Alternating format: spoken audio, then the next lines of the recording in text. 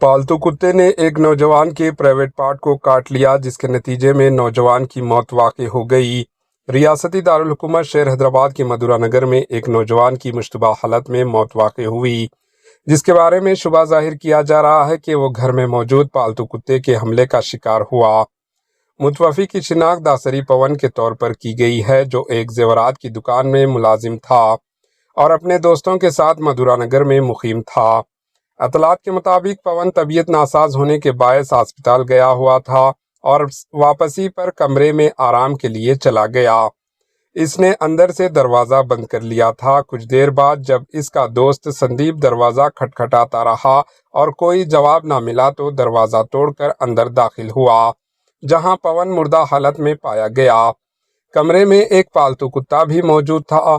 سندیپ کی شکایت کے مطابق پون کے جسم کے نازک حصے پر کتے کے کاٹنے کے نشانات پائے گئے، جس کے باعث شدید خون بہنے کا اندیشہ ہے۔ پولیس نے مشتبہ موت کا مقدمہ درج کر کے تحقیقات شروع کر دی۔ پولیس کا کہنا ہے کہ اصل وجہ موت کی پوسٹ مارٹم رپورٹ آنے کے بعد ہی واضح ہو سکے گی۔ Bureau report, H N news.